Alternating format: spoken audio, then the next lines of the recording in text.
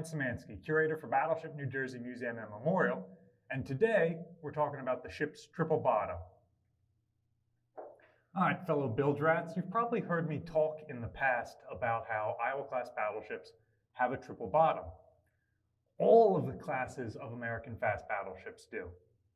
Many other countries only had single or double bottoms on their ships, and the famous Titanic herself only had a double bottom. So as you can see, I am 6 foot even tall, and I am standing on my tiptoes right now to stand through this to look at the camera. This set of hatches I'm in is about 6 feet tall, maybe a little less. The lower tank is 3 feet deep, and it would usually be liquid loaded. Then there's an upper tank that's probably just a hair under 3 inches thick, and that would be a true void space. So that if there's any sort of explosion underneath, and this is our whole armor against underwater explosions, then it's trying to do the same thing as our torpedo defense. So what sort of things explode underneath of a ship? Mines and torpedoes primarily. The Japanese also developed shells that could travel underwater. And the German shells, by pure luck, also had very good ballistic capabilities underwater.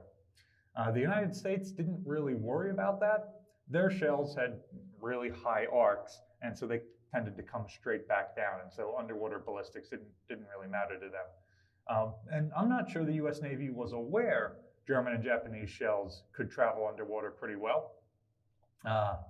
Yamato shells are specifically designed to do that. Bismarck has a 15-inch shell that famously gets trapped in a double bottom on Prince of Wales without exploding and is recovered in the shipyard after she returns from the Battle of Denmark Strait. And many researchers think the famous hit on HMS Hood may have hit below the waterline based on the range of the battle.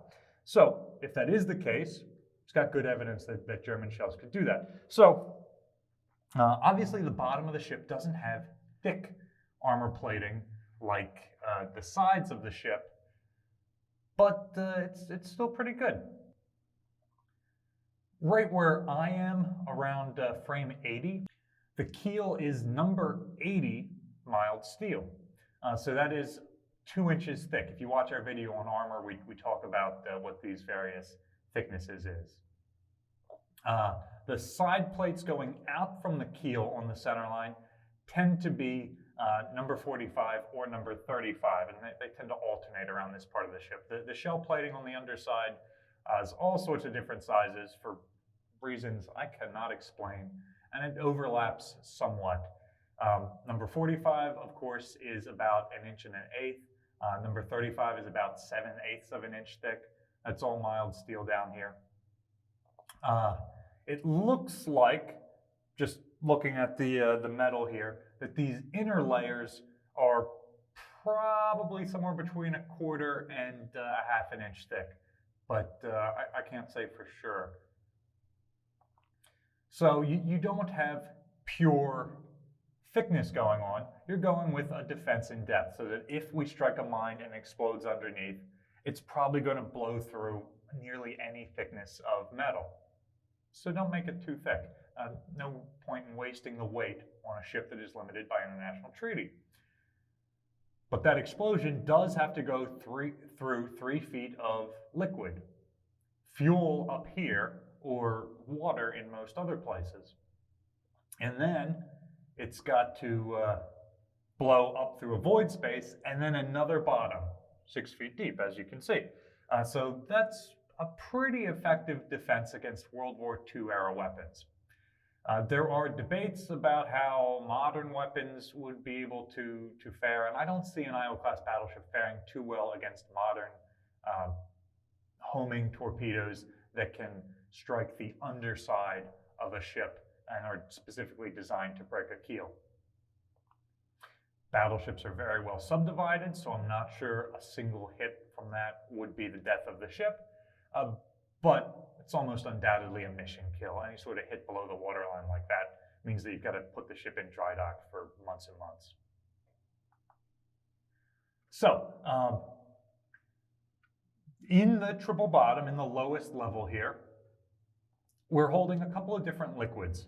All of the spaces between frame 20 and frame 83 are going to be filled with fuel. So that's where we are right now. And I bet this is some of the diesel fuel that feeds the forward diesel generator in the space where we are right now, the forward auxiliary diesel generator room, or auxiliary machinery room, AMR, depending on how people, depending on what different people say. Now this is also where 2 of our 3 evaporators are making fresh water. So everything from frame 87 to frame 151 is fresh water or makeup feed water. And then everything from frame 152 to 166 at the stern of the ship is fuel oil. Now you'll notice there were some spaces in there that weren't covered by those frames I listed. Everything forward to frame 20, everything aft to frame 166, and some other ones in between. Those are true void spaces that are designed to be part of the ship's reserve of buoyancy. And those do not tend to be over anything or under anything too important. They're outside of the armored citadel.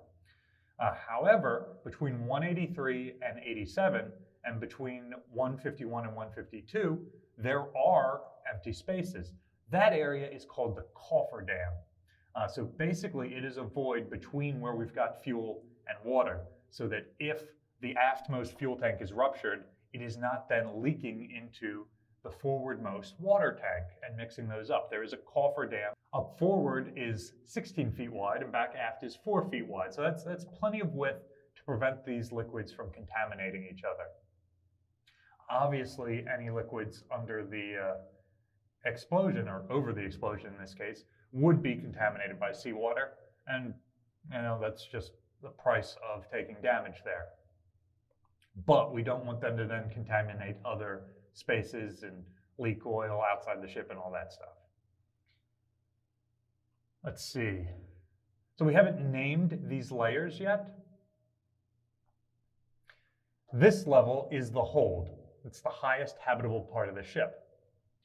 We come down here at my waist, 3 feet down, and we're at the inner bottom. So that is the layer between the hold and the third bottom, or the very bottom. The third bottom is our shell plate. Okay, so I'm a little bit off the center line on the starboard side here. To access this tank, there's probably a frame that runs down the center line to separate these tanks. The triple bottoms are very well subdivided if you look at the plans for the ship.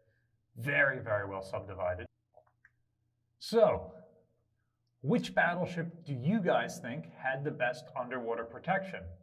Do you think it was the Iowa class, or do you think there's another class out there that might have been able to survive underwater torpedo hits and mines better than the Iowas? Let us know in the comment section down below. I'm interested in seeing what you think. Obviously, I'm a little bit biased towards these ships. Any torpedo defense that's as thick as I am has to be good. Battleship New Jersey receives operating support from the New Jersey Department of State, and also from a number of other businesses and private individuals like yourselves. We really appreciate the support you guys have given us throughout, and if you would like to continue supporting us, there's a link in the description below. You can also support us by liking, sharing, and subscribing so more people hear about our museum and the YouTube channel. Thanks for watching.